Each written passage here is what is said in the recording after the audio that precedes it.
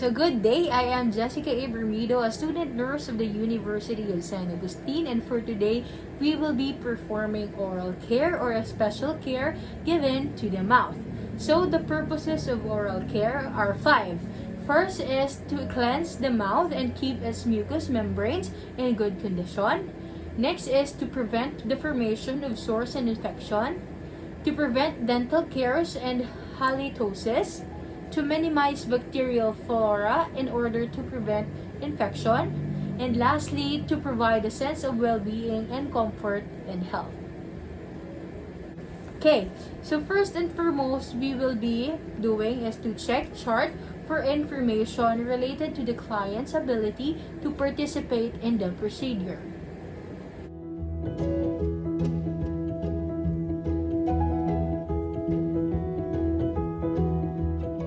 Next is we have to assess the client's specific symptoms.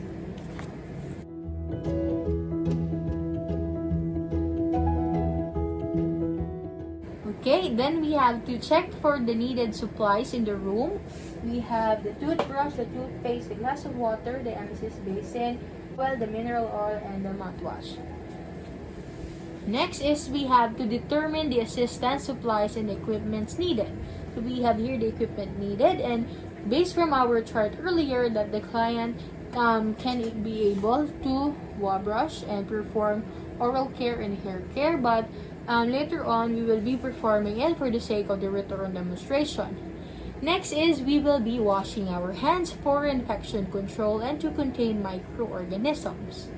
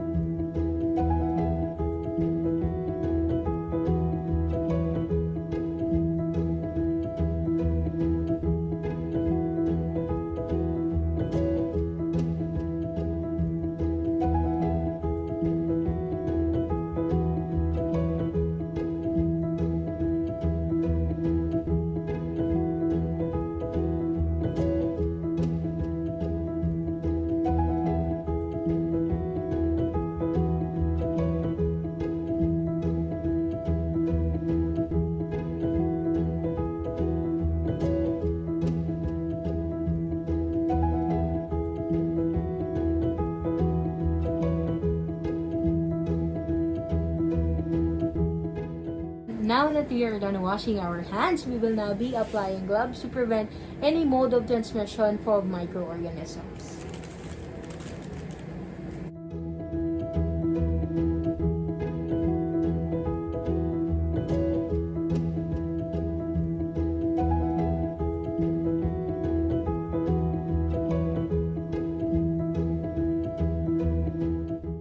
After which, we have to obtain the supplies needed, which are here na, for saving time and effort and convenience in working.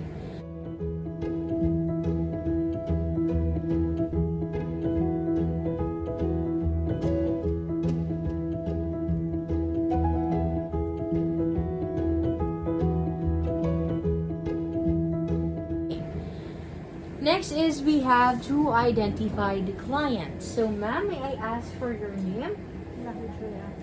Okay, and then your age? 40 years old. Okay, and then when is your birthday? April 1. Okay, so identifying the client is for us to have a correct procedure for a correct client. Next is we will be explaining the procedure to the client to gain the client's cooperation. So ma'am, ay kita dili subong para mag-ubras ng oral care para sa imo and or a specialized care given to your mouth or orally. Okay, next is we have to provide clients privacy, where we will be closing all the windows and all the doors for the client to have a sense of privacy.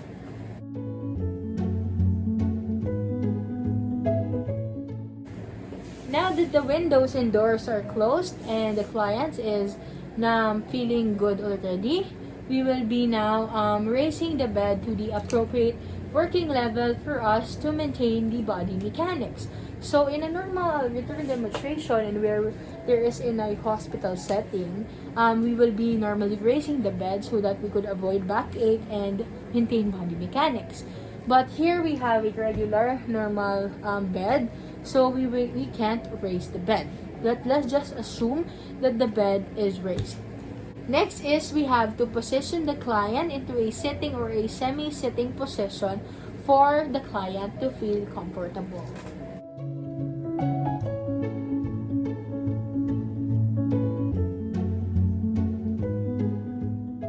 Are you comfortable? After which, we have to place the towel across the chest under the chin and tucks it behind the shoulder because the towel serves as a protector and prevents wetting of the client's gown.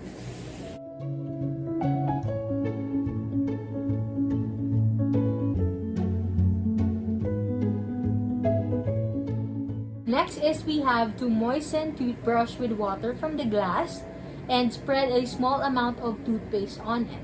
A toothpaste helps clean the mouth by mechanical and chemical action on bacteria.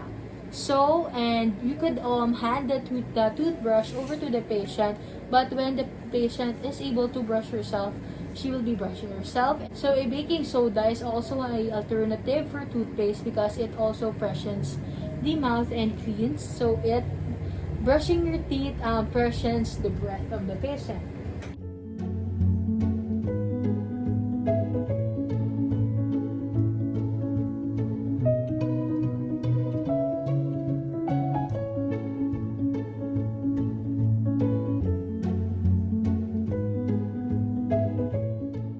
So, we will hand it to the patient, the client. Can you hold it? Just wait for a bit. We will now be then holding the kidney basin close to the chin of the client to give comfort and ease upon rinsing the mouth. So we will now be then brushing the client's teeth, but if the client can, the client will brush her teeth on her own. But for the sake of the return demonstration, it is that we will be having patients that cannot brush their teeth. So we will be doing it for the sake of the return demonstration and for us to hone our skills in oral care and hair care. So we will be holding the brush at a 45-degree angle using a small vibrating circular motion with the bristles and junction of the teeth to the gum. This gives the client the sense of independence and well-being if she will be brushing her teeth, but we will be brushing the teeth. So uses the back and forth brushing motion over the biting surface, and we will be brushing the tongue last. So in a 45-degree motion, we will be brushing the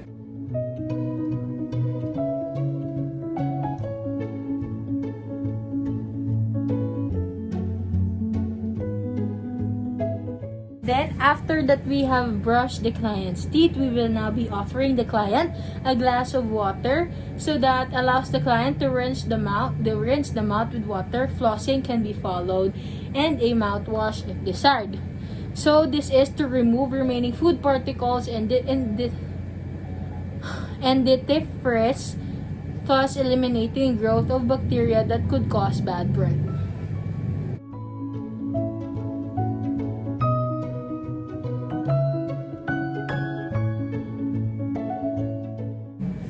Okay, now we will be asking the client, ma'am, do you want to floss?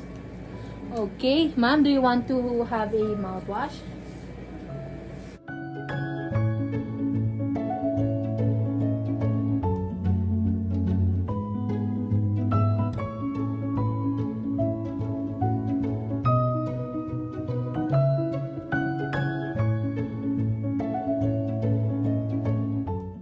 Then after which, we have to wipe the client's mouth with towels and apply the mineral oil if necessary so that the lips will not become dry and cracked, especially with have fever and present. Through application of mineral oil is important. So we have here a mineral oil and we've done wiping the patient mouth, so we will be applying the mineral oil.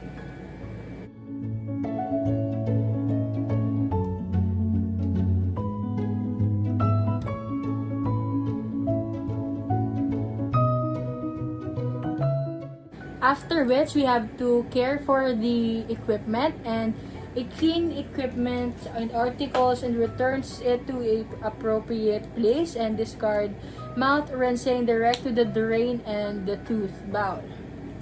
This is to prevent the strains of any microorganisms.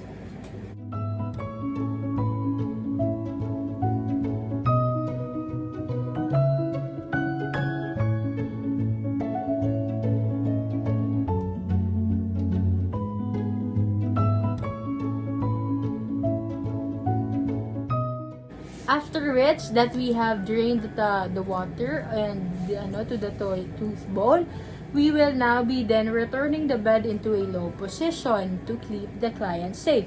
So, in a normal return demonstration, we have a hospital bed that lowers and rises up. So, but now we do not have one. So, just let's just assume that it is back to the normal and lower position.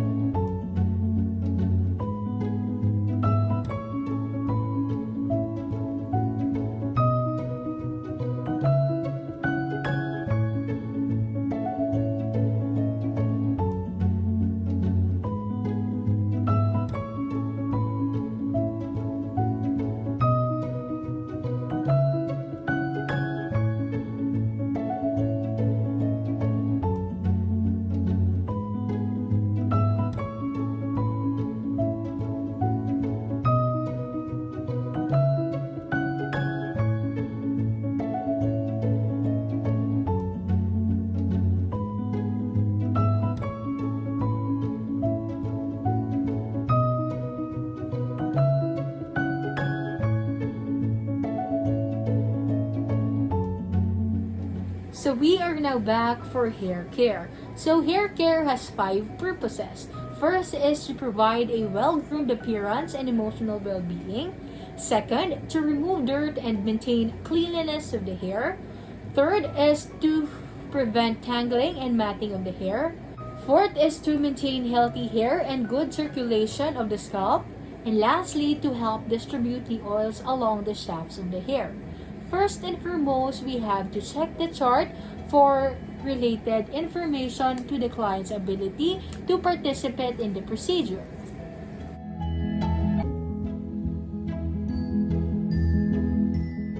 Next is we will be assessing the client for specific symptoms.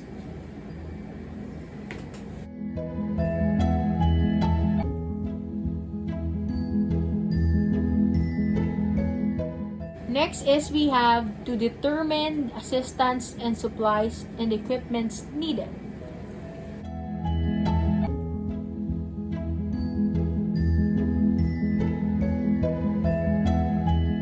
Next is we have to wash our hands using the hand washing technique to prevent the spread of microorganisms. So we will be washing our hands.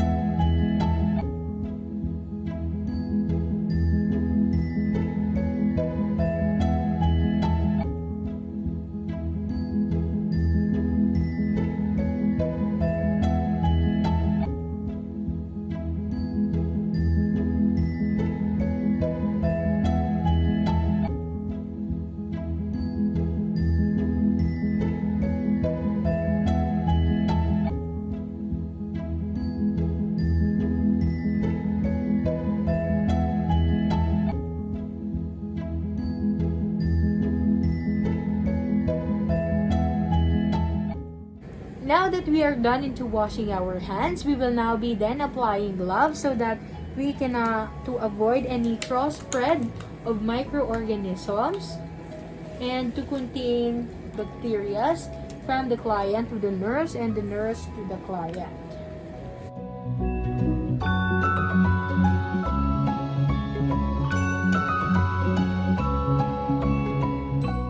After which we have to obtain the needed supplies for ease and convenience in working and saves times and effort. So we have here the hair brush, the hand towel, the hair oil, and the hair clips. Next is we have to identify the client. So hello ma'am, good morning. I am Jessica Bermido. And ma'am, may I ask for your name? Lucky Joy Aka. Okay, your age 40 years old. and your birthday.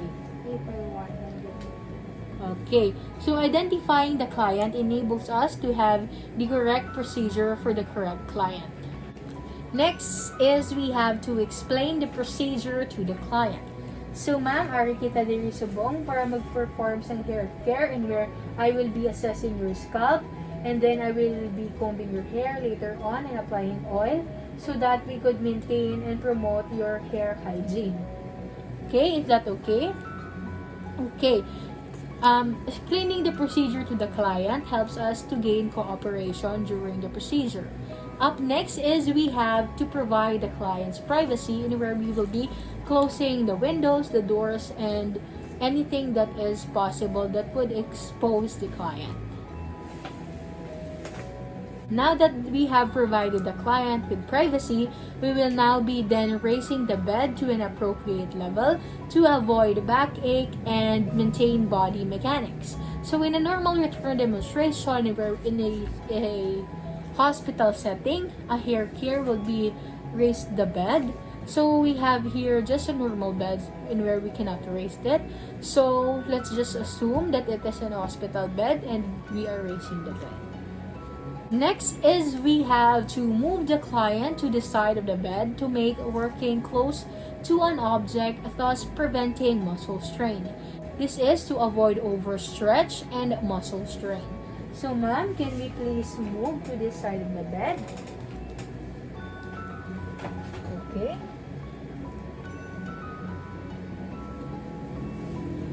Then we will be spreading the towel under the client's head, and this protects the pillow from the dirt and the falling hair.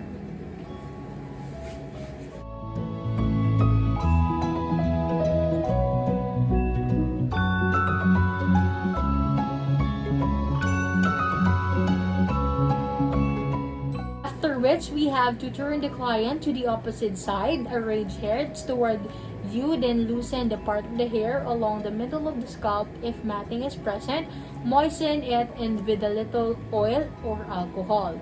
Little oil applied to tangled or matted head or hair makes hair manageable, and then bringing the hair to the sides and the head facilitates through combing or brushing.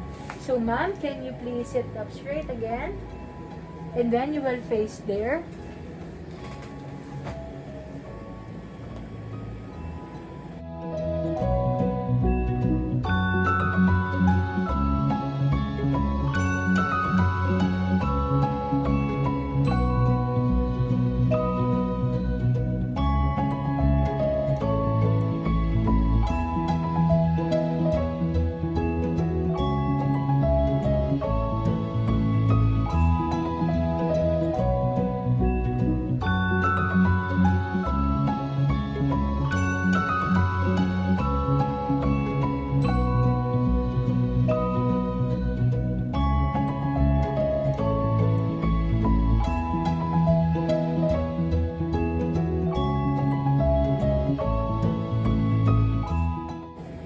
We've also done it when you seen earlier. We've done it by section so that the comb or brush the hair gently and thoroughly.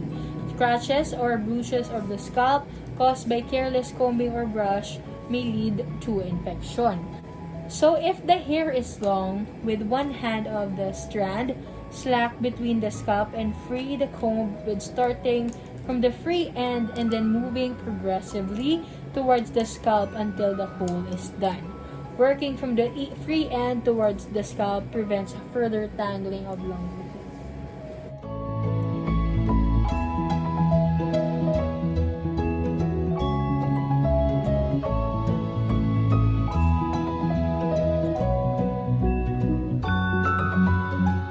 Which is we have to make 2 braids, one on either side, or make a bun and at the head top and secure it in place with hair clips. This is plaiting and braiding keeps the hair neat and free from tangles, and it prevents discomfort caused by lying on one heavy braid.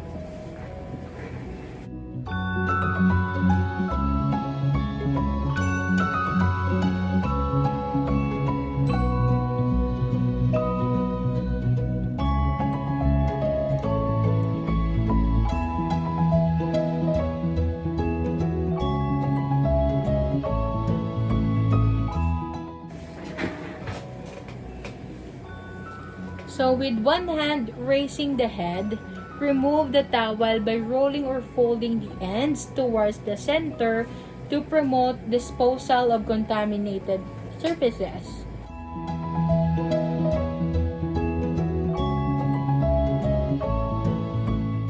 Next is we have to move the client back to the center of the bed and make her comfortable. So ma'am, we will be going back to your position earlier. And are you comfortable? Yes. Next is we have to discard the soiled towel in a hamper, clean the comb and brush with soap and water, dry and keep the proper place to prevent and minimize the spread of microorganisms.